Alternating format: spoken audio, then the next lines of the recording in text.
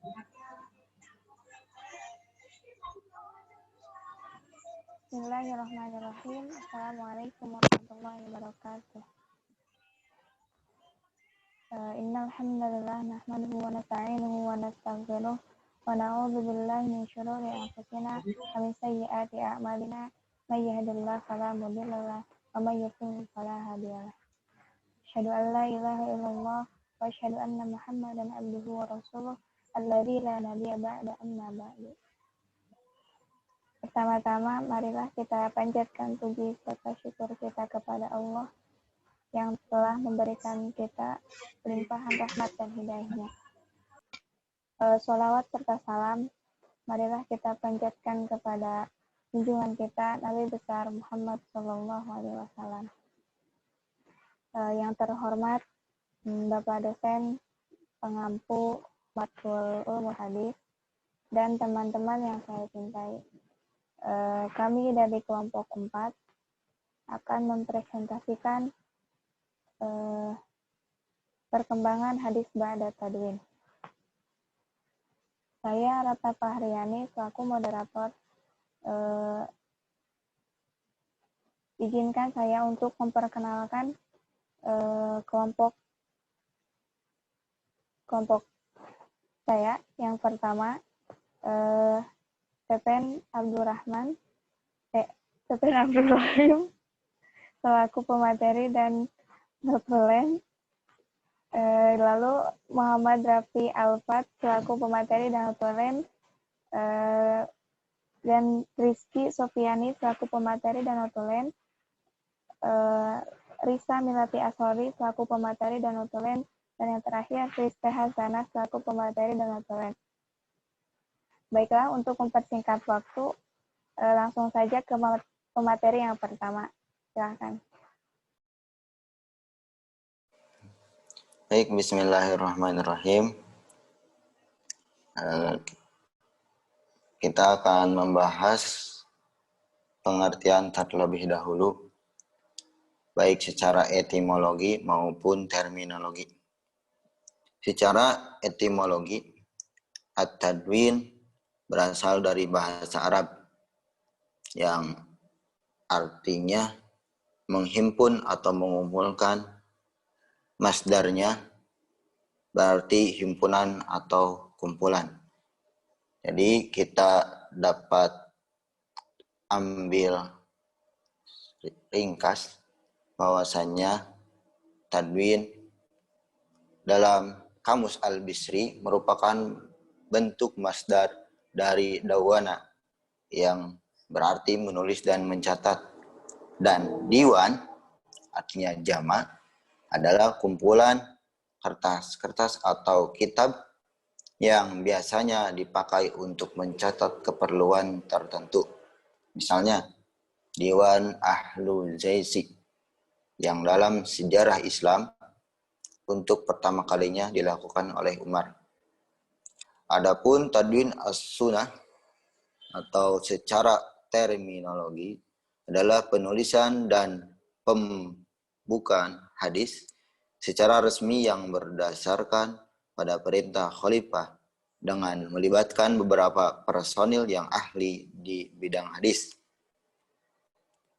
Jadi kita dapat simpulkan bahwasannya kodifikasi hadis adalah penulisan, penghimpunan, dan pembukuan hadis dari Nabi Muhammad SAW yang dilakukan atas perintah resmi, tepatnya atas perintah Khalifah Umar bin Abdul Aziz, Khalifah ke-8 dari Bani Umayyah, yang kemudian kebijakannya ditindaklanjuti oleh para ulama di berbagai daerah sampai pada masa hadis terbukukan dalam kitab hadis.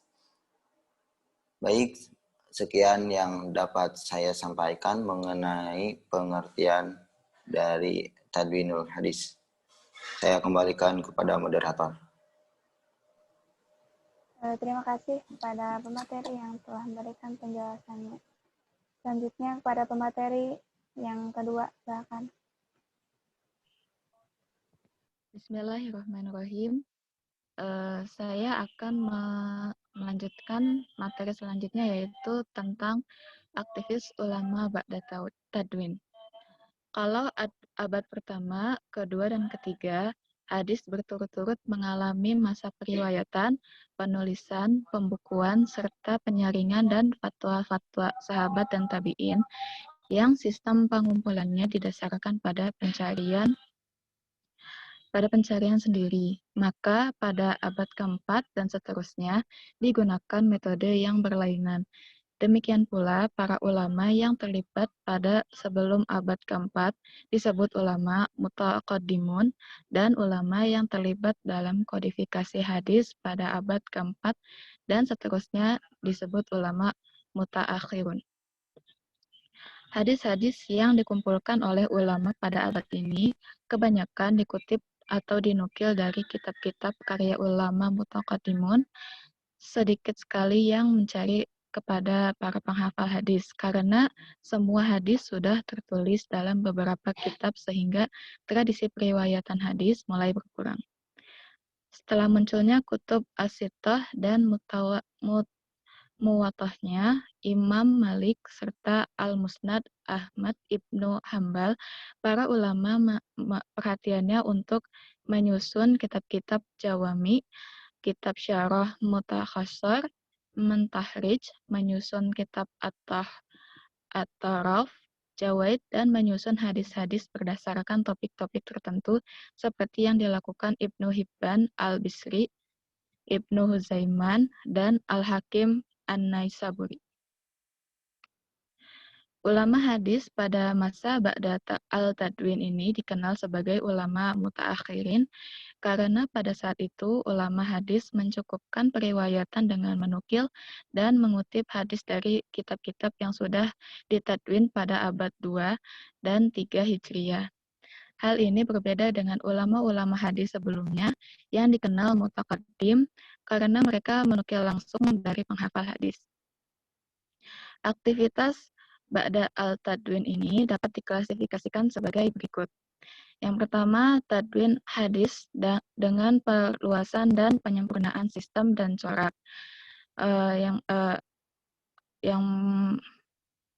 Antara lain adalah tadwin al-hadis dengan mengumpulkan hadis-hadis sahih yang tidak terdapat dalam kitab-kitab sahih. Yang kedua, tadwin hadis dengan mengumpulkan hadis-hadis yang memiliki syarat-syarat salah satunya dan tidak disahihkan oleh ulama sebelumnya. Yang ketiga, tadwin istikhraj, yaitu mengumpulkan hadis-hadis dari suatu kitab. Yang keempat, tadwin at-taraf, yaitu dengan menyebut sebagian hadis, kemudian segala sanad dari beberapa kitab. Yang kelima, tadwin tahrij hadis, yaitu mengumpulkan hadis-hadis dari suatu kitab, kemudian dikumpulkan dalam kitab lainnya. Selanjutnya, tadwin dengan menambahkan hadis-hadis sebelumnya yang dikenal kitab zawaid. Lalu, tadwin dengan jami atau jawami, yaitu menggabungkan hadis-hadis yang terdapat dari beberapa kitab hadis. Tadwin dengan komentar, penafsiran, dan pembahasan yang dikenal dengan kitab syarah. Tadwin dengan meringkas isi dari kitab-kitab hadis tertentu yang dikenal dengan kitab mukhtasar. Selanjutnya yang kedua yaitu penyusunan kitab-kitab hadis secara spesialisasi, yaitu pengkhususan ke dalam diwan materi-materi hadis dan bidang tertentu. Sekian dari saya. Wassalamualaikum warahmatullahi wabarakatuh. Baik, terima kasih kepada materi yang kedua atas pemaparannya. Lanjut ke materi yang ketiga, silakan.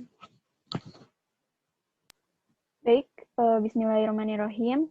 Di sini saya akan membahas mengenai perkembangan hadis ba'da tadwin. Nah, di sini ada 3 poin. Yang pertama itu adalah bentuk baru dalam tadwin sunnah. Nah, pada periode ini muncul bentuk baru dalam tadwin sunnah seperti munculnya kitab-kitab mustakhrajat dan ma'ajim hadis.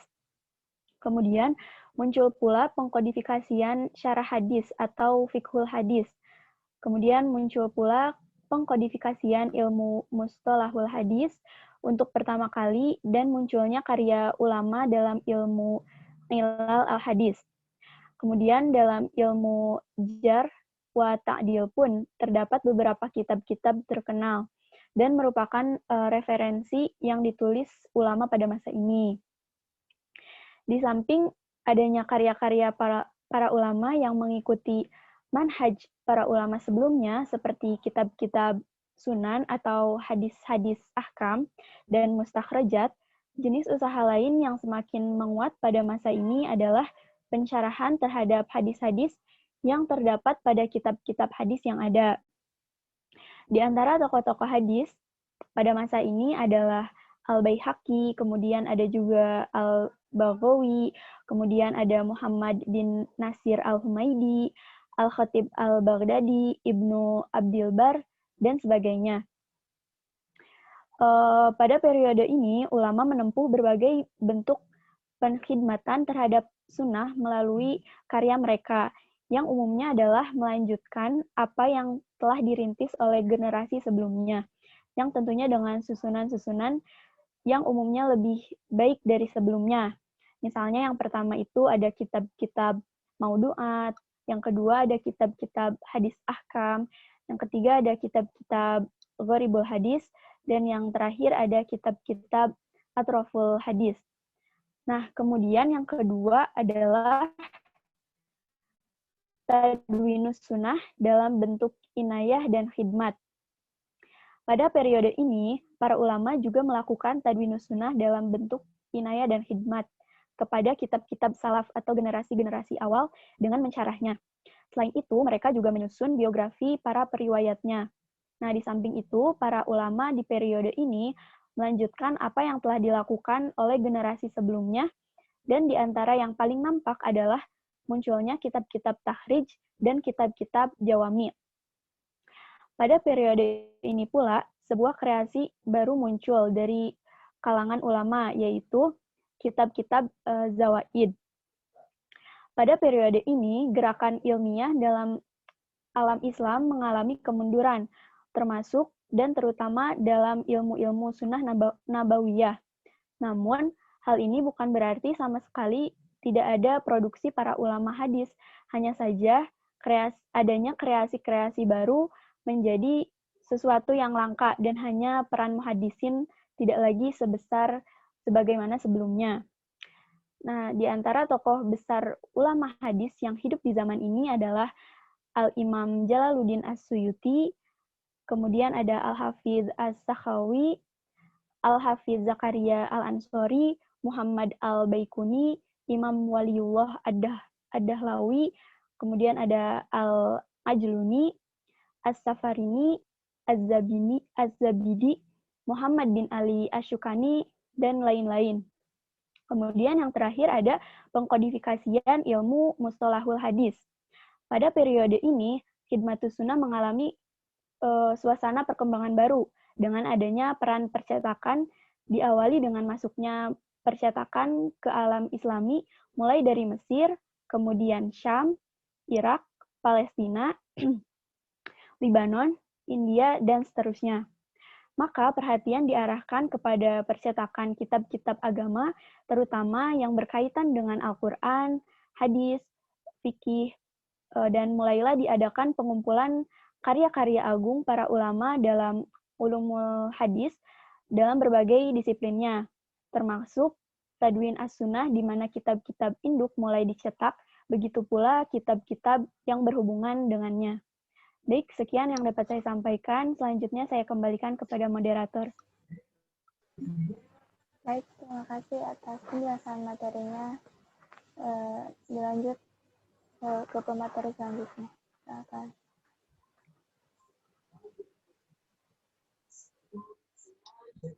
Baik, materi selanjutnya yaitu mengenai faktor-faktor pendorong kodifikasi hadis. Kodifikasi hadis pada zaman Umar bin Abdul Al-Aziz dilatar belakangi oleh dua faktor, yaitu yang pertama, para ulama hadis telah tersebar ke berbagai negara, dikhawatirkan hadis akan hilang bersama wafatnya mereka.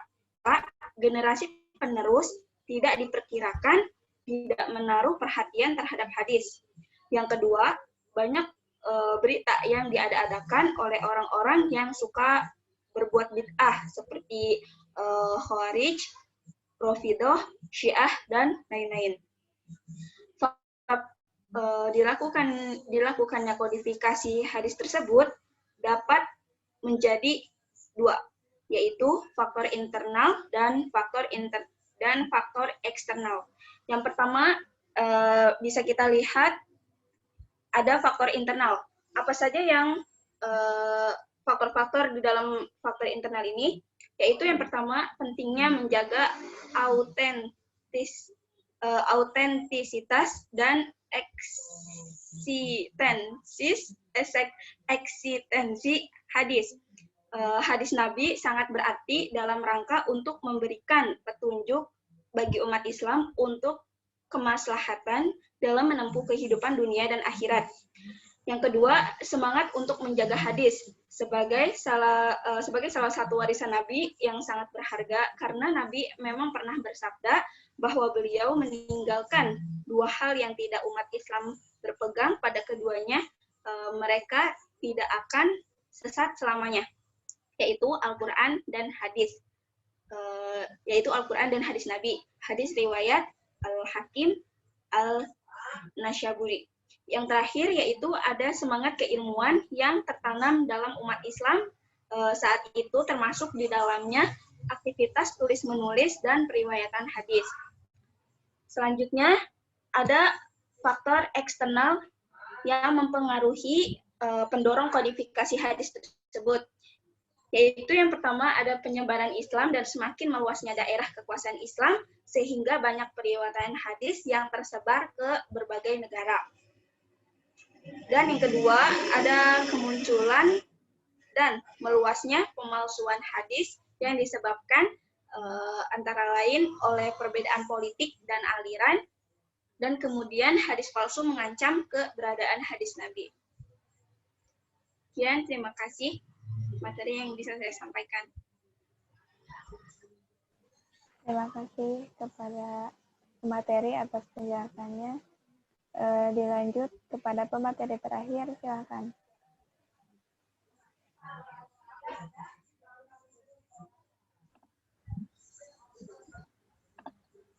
Baik, terima kasih kepada moderator yang telah memberikan saya kesempatan untuk mempresentasikan mengenai tokoh-tokoh ulama hadis.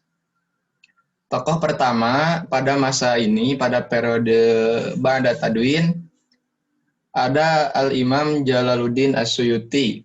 Nah, contoh dari karya Al-Imam Jalaluddin As-Suyuti itu ada kitab Tafsir Jalalain. Kemudian yang kedua ada Al-Hafiz As-Sakhawi. Contoh dari karya Al-Hafiz As-Sakhawi itu ada kitab Syarah As-Syama'il An-Nabawiyah li Tirmizi. Nah, kemudian ada dari Muhammad Al-Baikuni. Contohnya ada kitab Al-Manzumah Al-Baikuniyah. Dan yang terakhir ada Muhammad bin Ali Asy-Syukani dan lain-lain. Nah, kemudian kitab daripada masa Ba'da Tadwin, dari referensi yang saya baca di buku ilmu tafsir karangan atau karya dari Profesor Nang Sutari, itu aktivitasnya itu kan ada dirangkum jadi dua gitu ya. Yang mana yang kedua itu ada penyusunan kitab-kitab hadis secara spesialisasi. Maksudnya, jadi hadis ini disusun dalam bidang-bidang tertentu khusus gitu. Nah, yang pertama itu ada tadwin hadis hukum. Ini khusus membukukan hadis mengenai hukum-hukum. Contoh dari hadis hukuk ini, kitabnya itu ada kitab Al-Ahkam As-Sugro karangan Al-Ashbili pada tahun 582 Hijriah. Kemudian ada kitab Bulughul Maram karangan Al-Asqalani pada tahun 852 Hijriah. Dan yang ketiga ada kitab Umdah Al-Ahkam karangan Al-Maqdisi pada tahun 600 Hijriah. Nah, yang kedua ada Tadwin Hadis Targhib, yaitu mengumpulkan hadis mengenai keutamaan amal, menggemarkan perbuatan baik dan menjauhkan perbuatan terlarang. Contohnya ada kitab Al-Taghrib wa Al-Tarhib karangan Al-Munziri pada tahun 656 Hijriah. Kemudian kitab Riyadus Shalihin karangan Al-Nawawi pada tahun 676 Hijriah. Yang ketiga ada Tadwin Hadis Qudsi, yaitu mengumpulkan hadis yang disabdakan oleh Nabi Muhammad SAW, namun dinisbahkan pada perkataan Allah Subhanahu Wa Taala. Contoh dari hadis ini ada kitab Kalimah Al-Thayyibah karangan Ibnu Taimiyah. Kemudian ada kitab hadis Qudsi karangan Mula Ali Al-Qari pada tahun 1041 Hijriah. Dan yang terakhir ada Tadwin Hadis Azkar. Ini menghimpun hadis azkar, yaitu mengenai doa dan zikir. Nah, kitabnya ada kitab Al-Azkar karangan An-Nawawi pada tahun 656 Hijriah, kitab Al-Hasin karangan Al-Jazari pada 630 Hijriah. Untuk karya-karya selanjutnya masih banyak lagi sebenarnya. Kalau di bukunya masih banyak lagi, namun disampaikan hanya sekian. Mohon maaf bila ada kekurangan. Saya kembalikan lagi kepada moderator. Terima kasih. Baik, terima kasih kepada materi atas penjelasannya. Selanjutnya, dari presentasi tadi, kami menyimpulkan bahwa pertama, kodifikasi adalah penghimpunan, penulisan, dan pembukuan hadis Nabi atas perintah resmi dari penguasa negara atau khalifah, bukan dilakukan atas inisiatif perorangan atau untuk keperluan pribadi. Pembukuan ini dilakukan oleh para sahabat, tabi'in, dan tabi'ut tabi'in. Yang kedua, pada perkembangan hadis pasca kodifikasi, proses pembukuan hadis dilakukan dengan cara seleksi, penyaringan, dan pemisahan antara sabda Rasulullah dengan fatwa sahabat dari tabi'in yang dilakukan oleh tabi'in dan tabi'ut tabi'in. Selain melakukan hal di atas, tabi'in dan tabi'ut tabi'in juga mengembangkan proses pembukuan di atas. Dan yang ketiga, dalam proses pengkodifikasian ini, pasti ada suatu faktor yang mendukung suatu perkembangan dan penyebaran, baik itu internal maupun eksternal. Contohnya, sebagai petunjuk bagi umat Islam untuk kemaslahatan dalam menempuh kehidupan dunia dan akhirat, dan Islam dapat disebarkan secara meluas. Mungkin sekian dari kelompok kami. Mohon maaf apabila ada kata atau kalimat yang kurang. Ditutup dengan hamdalah. Alhamdulillahirabbil alamin. Sudah.